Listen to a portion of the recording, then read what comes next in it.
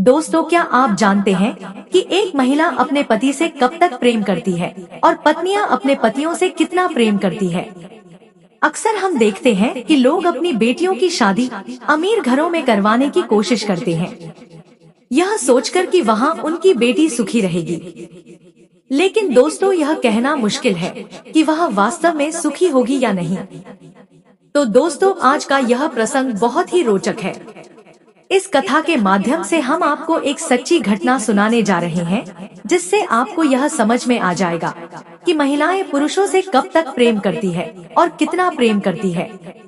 आज के इस कलयुग में हमारे बेटे बेटियां किसी न किसी से बात करते हैं और अनजाने में प्रेम में पड़ जाते हैं, लेकिन यह जरूरी नहीं कि यह प्रेम विवाह में बदल जाए।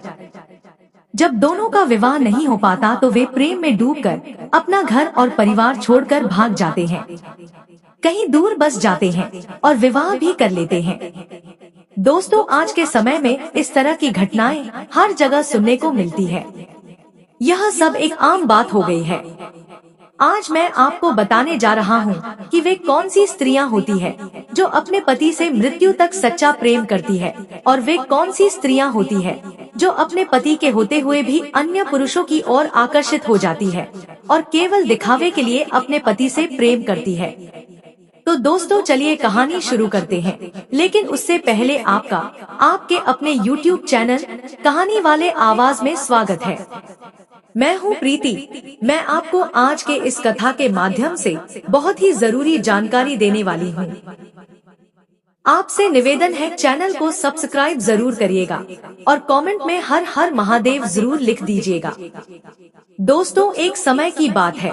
माता पार्वती और भगवान शिव कैलाश पर्वत पर विराजमान थे। तभी माता पार्वती ने भगवान शिव से कहा, हे नाथ, आज मेरे मन में एक विचित्र प्रश्न उठ रहा है।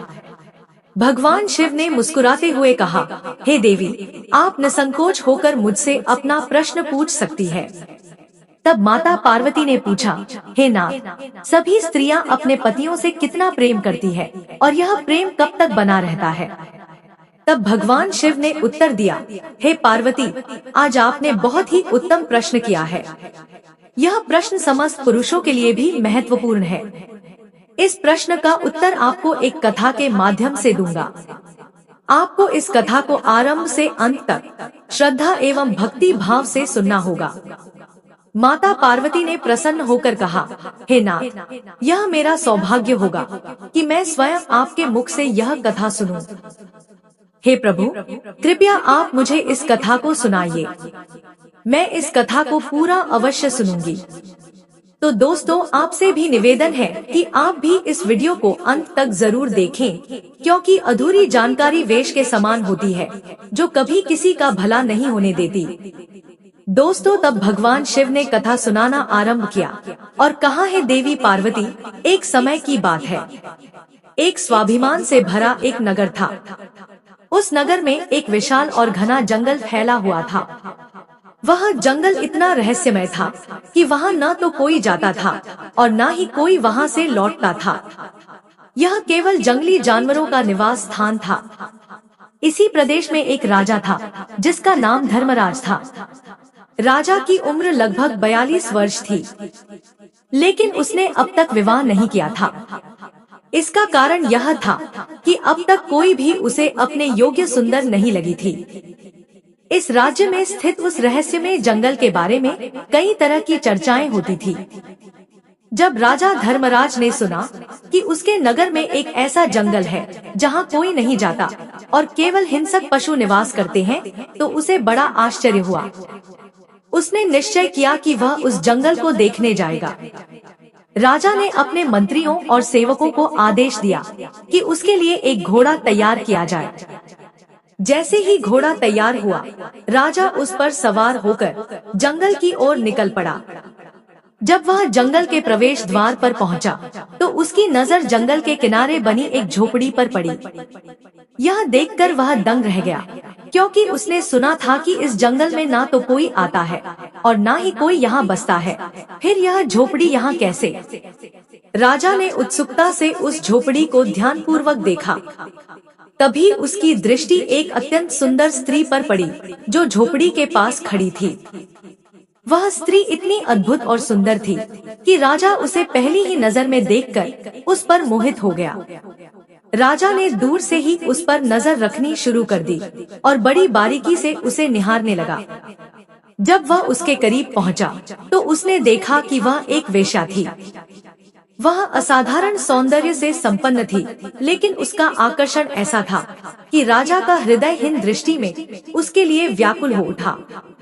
दोस्तों, उस स्त्री को देखकर ऐसा प्रतीत हो रहा था मानो स्वर्ग से कोई अप्सरा धरती पर उतर आई हो। राजा की दृष्टि बस उसी स्त्री पर टिकी रही और वह उसके मोह में पूर्ण रूप से बंध गया। अपने हृदय की भावना प्रकट करते हुए राजा ने उस वेश्या को विवाह का प्रस्ताव दे दिया। राजा भली भांति जानता था कि वह एक वेश्या है, फिर भी उसकी मोहिनी छवि ने उसे इस कदर आकर्षित कर लिया कि वह अपने होश हवास खो बैठा। अब तक जहां अन्य राजा 42 वर्ष की आयु तक हजारों रानियों के स्वामी बन चुके थे, वहीं यह राजा अब तक अविवाहित था। परंतु इस स्त्री को देखकर उसे प्रतीत हुआ कि वह उसी की प्रतीक्षा कर रहा था। अपना प्रेम प्रकट करते हुए राजा ने कहा, हे देवी, मैं तुम्हारे बिना एक पल भी नहीं रह सकता। कृपया मेरे जीवन में आकर इसे पूर्ण करो।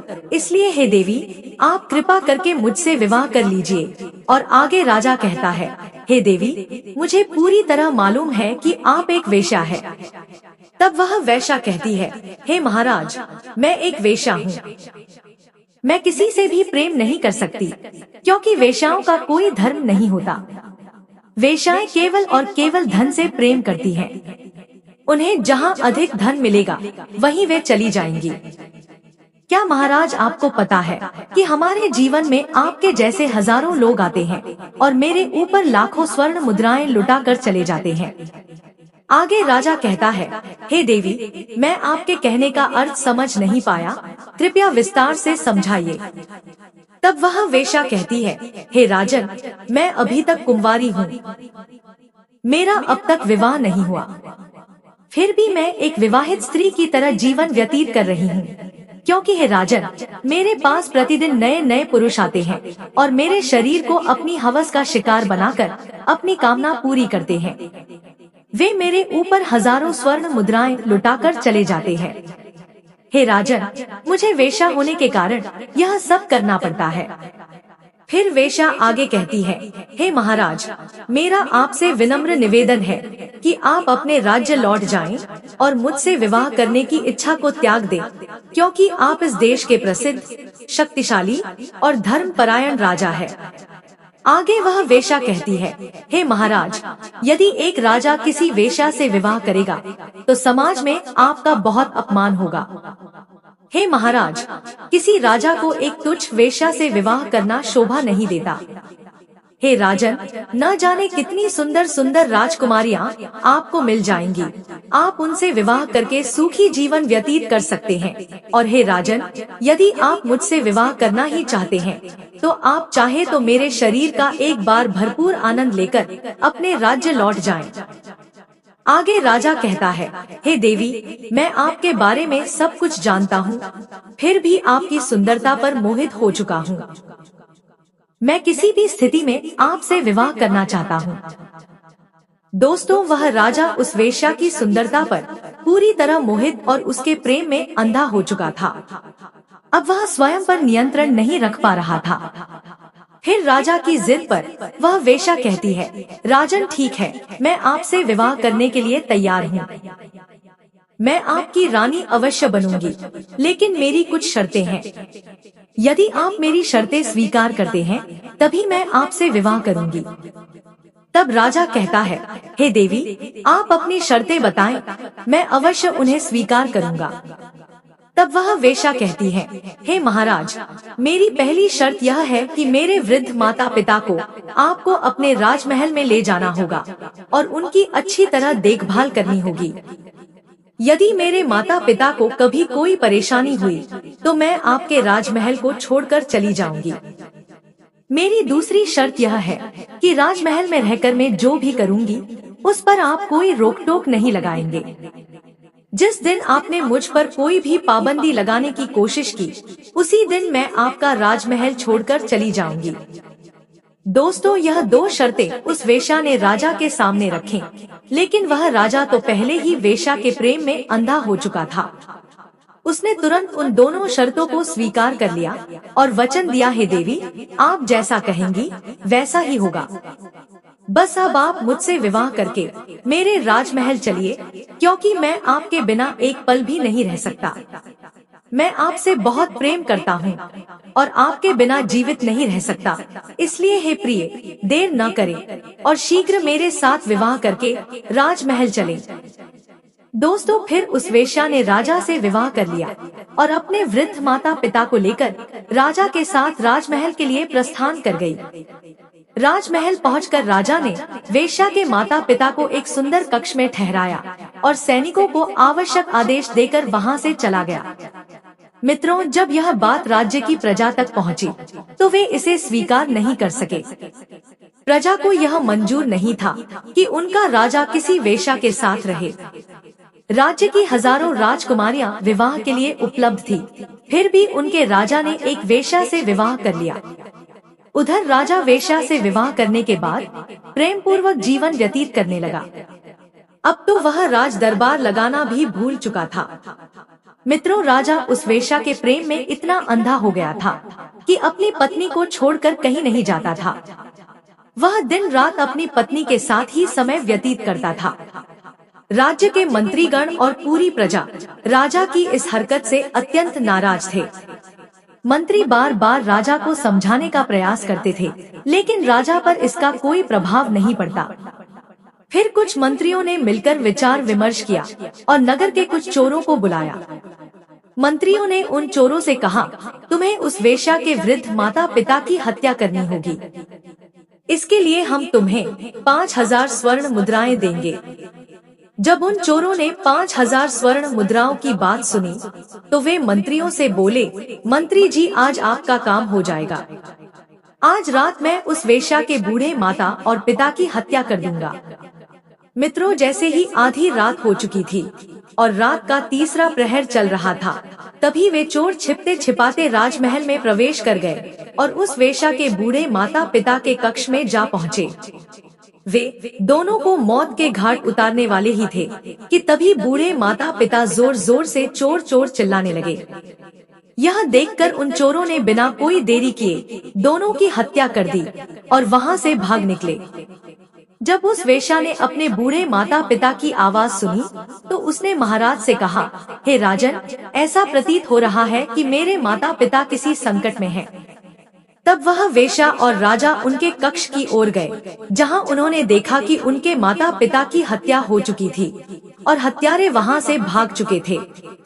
मित्रों, राजा उन चोरों को थोड़ी दूरी तक देख पाता है और उनके पीछे पीछे दौड़ता है। वह पूरे महल में उनका पीछा करता है। फिर वे चोर राजमहल से निकलकर जंगल की ओर भाग जाते हैं, जिसके बाद राजा लौटकर पुनः उसी कक्ष में आ जाता है। वेश्या राजा को वापस आया हुआ देखकर कहती है, हे महाराज, अब मैं क्या करूं? तब राजा उत्तर देता है, देवी, मैं अपना वचन हार चुका हूँ। मैंने आपको जो वचन दिया था और आपकी जो 2 शर्तें थी, उन्हें मैं पूरा नहीं कर पाया। आगे राजा कहता है, हे देवी, मैं आपकी शक्ति को पूर्ण रूप से पहचान नहीं पाया। अब आपके मन में जो आए वही आप करें। मित्रों, यह सुनकर वैश्य राजा से कहती है, हे महाराज, ठीक है, मैं अपनी शर्त के अनुसार आपके राजमहल को छोड़कर जा रही हूँ। इसके पश्चात वह वेश्या राजमहल को छोड़कर अपनी कुटिया की ओर निकल पड़ती है। राजा वेश्या को जाते हुए देख बहुत चिंतित होता है, परंतु मित्रों, वह अपनी शर्तों के अनुसार उसे रोक भी नहीं सकता था। वह राजा वेश्या को जाते हुए देखता रहा और उसकी आंखों में आंसू आ गए। मित्रों, जब राजा की पत्नी समान वेश्या राजमहल को छोड़कर चली गई, तो राजा ने सभा बुलाई और उसमें बड़ी मायूसी के साथ बैठा रहा है। जब सभा समाप्त हुई, तब वह वहां से चला आया और सोचने लगा, अब मेरे जीवन में केवल अंधेरा ही अंधेरा है। मैं उस वेश्या के बिना कैसे रहूंगा? राजा कहता है, मेरी सबसे कीमती चीज, मेरी जिंदगी मुझे छोड़कर चली गई। अब मैं उसके बिना कैसे रह सकता हूँ? मित्रों, राजा उस वेश्या के प्रेम में इतना अंधा हो गया कि उसने न तो कुछ खाना शुरू किया और न ही कुछ पीना। वह पूरी रात अपने बिस्तर पर पड़ा पड़ा केवल वेश्या के बारे में सोचता रहता। उसे रात भर नींद नहीं आती थी। इस प्रकार धीरे धीरे कुछ दिन व्यतीत हो गए। अब राजा पूरे दिन अपने बिस्तर पर ही पड़ा रहता और मन ही मन सोचता, मेरा चैन और सुख सब कुछ मुझसे छीन गया। अब मेरे पास कुछ भी शेष नहीं रहा। राजा अब उस वेश्या के लिए बहुत परेशान हो चुका था। वह स्वयं को संभाल नहीं पा रहा था और एक दिन उसने अपने अश्व पर सवार होकर उसी जंगल की ओर प्रस्थान किया जहां उस वेश्या की कुटिया थी। दोस्तों, इधर राजा उस वेश्या की कुटिया के पास पहुंचता है और उसके सामने जाकर कहता है, हे प्रिय, आप मेरी पत्नी हैं। आपने अपनी शर्त के अनुसार मुझे छोड़ दिया, परंतु हे प्रिय, जब से आप मुझे छोड़कर गई है, तब से मेरा सुख और चैन सब कुछ समाप्त हो गया है। अब तो मुझे पूरी रात नींद नहीं आती। मैं पूरी रात करवटें बदलता रहता हूँ। कभी उठकर बैठ जाता हूँ तो कभी लेट जाता हूँ। हे प्रिय, मुझे आपकी बहुत याद आती है। राजा की यह बात सुनकर वेश्या कहती है, हे राजन, मैं कुछ दिन आपकी पत्नी बनकर आपके महल में रही थी। आप तो भली भांति जानते हैं कि मैं एक वेश्या हूँ, और हे राजन, आपको अच्छे से पता है कि वेश्या का कोई धर्म नहीं होता। वेश्या न जाने कितने लोगों को पति बनाती है। वेश्या की जिंदगी में हर दिन नए नए पुरुष आते जाते रहते हैं। वह हर रोज नए पुरुषों से मिलती है, क्योंकि वेश्या का यही अर्थ होता है, अपने शरीर को बेचना। वेश्या आगे कहती है, मैं अपने शरीर को बेचकर अपना जीवन यापन करती हूँ। फिर वह राजा से कहती है, हे राजन, तुम्हारे जैसे न जाने कितने हवस के पुजारी मेरे पास आते रहते हैं और मेरे शरीर का भरपूर आनंद लेते हैं। वे मुझे हजारों स्वर्ण मुद्राएं देकर यहाँ से चले जाते हैं।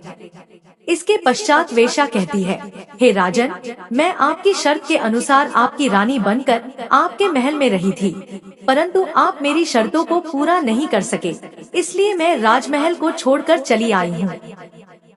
हे महाराज, अब जिद ना करें और वापस अपने महल लौट जाए। मैं अब पुनः वापस नहीं जा सकती।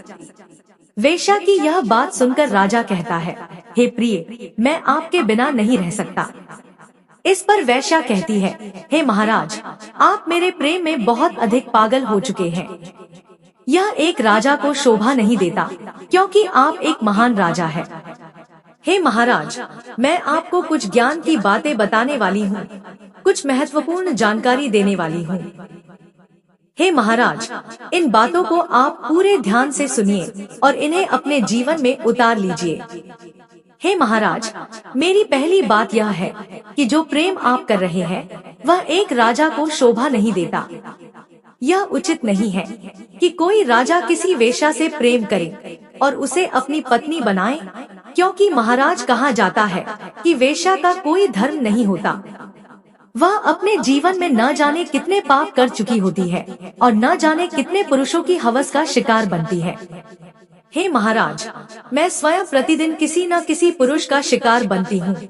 इसलिए महाराज, आप मेरे प्रेम में अंधे मत बनिए और मेरे शरीर के आकर्षण को अच्छे से समझ लीजिए। वह वेश्या आगे कहती है कि महाराज, मेरी दूसरी बात यह है कि मैं एक वेश्या हूँ और मेरा कोई धर्म नहीं है, लेकिन समाज की स्त्रियों का एक धर्म होता है। समाज की नारियों के अपने रीति रिवाज होते हैं और आप उन स्त्रियों के साथ विवाह करके धर्म का पालन कर सकते हैं। राजन, हमारे पौराणिक शास्त्र और वेद कहते हैं कि समाज की नारियां अपने पति के साथ रहती है, उनकी सेवा करती है और अपने पति को परमेश्वर मानकर उनके प्रत्येक आदेश का पालन करती है। समाज की नारियों के लिए उनका पति ही सबसे बड़ा देवता होता है, चाहे वह निर्बल हो, निर्धन हो या फिर किसी भी स्थिति में हो। वे अपने पति को किसी भी परिस्थिति में छोड़कर नहीं जाती और उनका कर्तव्य यही होता है कि वे अपने पति की सेवा करें। हे राजन, यह नियम केवल समाज की नारियों पर लागू होता है, वेश्याओं पर नहीं, क्योंकि वेश्याओं का कोई धर्म नहीं होता। वेश्या के जीवन में अनगिनत पाप होते हैं। समाज की नारियां सदैव यही चाहती है कि उनका पति किसी अन्य स्त्री के पास ना जाए और किसी अन्य स्त्री के वश में न आए। हे राजन, यदि किसी स्त्री का पति किसी दूसरी स्त्री के पास जाता है तो उसके घर में कलह और विवाद उत्पन्न होते हैं। समाज की हर नारी यही चाहती है कि उसका पति केवल उसी से प्रेम करे और किसी दूसरी स्त्री की ओर न देखे। वह सोचती है कि उसके पति को जो चाहिए वह स्वयं उसे प्रदान कर सकती है, इसलिए समाज की स्त्रियों से विवाह करना ही उचित होता है। हे राजन, यह नियम केवल स्त्रियों के लिए नहीं है बल्कि पुरुषों के लिए भी है। यह आवश्यक नहीं कि केवल पत्नी ही पतिव्रता हो, पति को भी नारी के प्रति निष्ठावान होना चाहिए। हे राजन, मैं तो एक वेश्या हूँ, मेरा जीवन धन पर निर्भर करता है। हम वेश्याएं वहीं जाती है जहाँ हमें अधिक धन मिलता है। वेश्या का यही धर्म है, जहाँ अधिक धन मिलेगा वहीं उसकी रातें कटेगी। वेश्या उतने ही समय के लिए किसी पुरुष की रानी बनती है जितने समय के लिए उसे पैसे मिलते हैं। जब उसका समय समाप्त हो जाता है तो वह अगले पुरुष के पास चली जाती है और उससे भी धन प्राप्त करती है। हे राजन, वेश्या का तो काम ही यही है, अपने शरीर को बेचना और प्रतिदिन किसी नए पुरुष की रानी बनना। इसलिए हे राजन, हम जैसी वेश्याओं का कोई धर्म नहीं होता। जो समाज की नारियां होती हैं, वे अपने पति और बच्चों को कभी छोड़कर नहीं जाती, और यदि किसी स्त्री का पति निर्धन हो जाता है तो भी उसे अपने पति का साथ नहीं छोड़ना चाहिए। यह उचित नहीं कि जब किसी पुरुष के पास धन ना रहे तो उसकी पत्नी उसे छोड़कर किसी धनवान पुरुष के पास चली जाए। राजन, पति चाहे निर्धन क्यों ना हो, पत्नी को अपने धर्म का पालन अवश्य करना चाहिए। उसे अपने पति के साथ रहना चाहिए, उसकी सहायता करनी चाहिए और उसको संभालने वाला बनना चाहिए। यह उचित नहीं कि यदि पति के पास धन ना हो तो पत्नी उसे ताने दे या उससे लड़ाई झगड़ा करे। यदि कोई स्त्री अपने निर्धन पति से लड़ाई झगड़ा करती है तो उसके घर में लक्ष्मी ठहर नहीं सकती। वह एक द्वार से आएगी और दूसरे द्वार से तुरंत चली जाएगी। चाहे कितना भी कष्ट क्यों ना हो, पत्नी को सदैव अपने पति से प्रेम करना चाहिए और उसे सांत्वना देनी चाहिए। उसे कहना चाहिए, स्वामी मैं आपके साथ हूँ, आप परेशान मत होइए, भगवान की कृपा से सब कुछ ठीक हो जाएगा। पति और पत्नी को सदैव एक दूसरे के प्रति आकर्षित रहना चाहिए और उनके बीच प्रेम बना रहना चाहिए।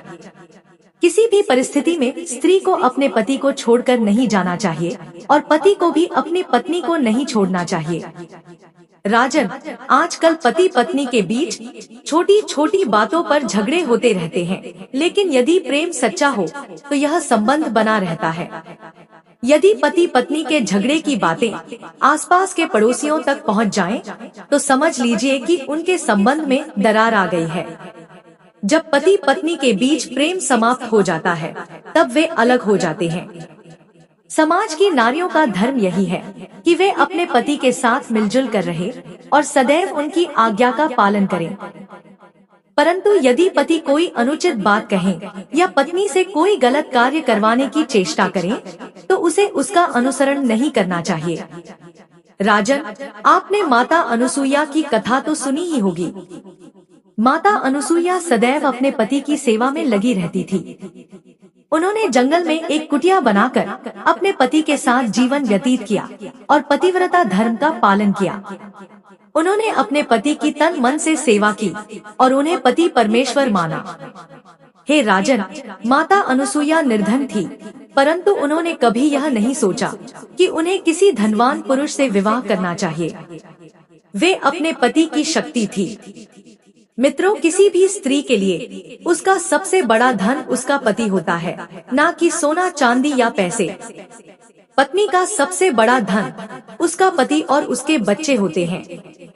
परंतु आज के कलयुग में अधिकांश स्त्रियों के लिए सबसे बड़ा धन केवल रुपया, पैसा और संपत्ति बन गया है और पति उनके लिए कोई मायने नहीं रखता। मित्रों, आपने अपने गांव व अपने घर और अपने आसपास के लोगों में धन संबंधी झगड़े होते देखे होंगे। इसलिए हे राजन, पत्नी को अपने धर्म का पालन करना चाहिए। वह वेश्या आगे कहती है, हे राजन, आप वेश्याओं के चक्कर में ना पड़े। आप हमारे प्रेम में अंधे हो गए हैं और हमारी मोहमाया में फंस चुके हैं। एक राजा को केवल अपने बारे में नहीं, बल्कि अपनी प्रजा के बारे में सोचना चाहिए। हे राजन, न जाने मेरी प्रतिदिन कितने पुरुषों से भेंट होती है, इसलिए आपको मेरे पीछे नहीं आना चाहिए।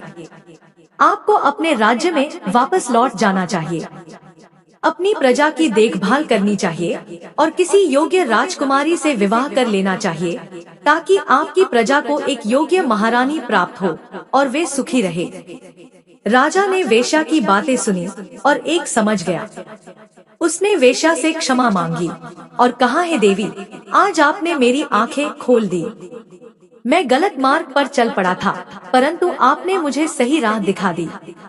इसके बाद राजा अपने महल लौट गया और एक सुंदर राजकुमारी से विवाह कर लिया। वह अब अपने राज्य में सुखपूर्वक शासन करने लगा। तो दोस्तों, इस कथा से हमें यह सीख मिलती है कि पति पत्नी का प्रेम सच्चा और अटूट होना चाहिए। चाहे कैसी भी परिस्थिति हो, पति और पत्नी को सदैव एक दूसरे के प्रति प्रेम बनाए रखना चाहिए। चाहे पति बूढ़ा हो या जवान, पत्नी को सदैव उसका साथ निभाना चाहिए। तो दोस्तों, आपको यह कथा कैसी लगी, हमें कमेंट बॉक्स में जरूर बताइए। आज की प्रस्तुति पसंद आई तो आपके अपने YouTube चैनल कहानी वाले आवाज को सब्सक्राइब करके लाल वाला घंटा दबा दीजिए, ताकि आपको आगे भी हमारी वीडियो की इन्फॉर्मेशन मिलती रहे। यहाँ तक वीडियो देखने के लिए मैं प्रीति आपका दिल से धन्यवाद करती हूँ।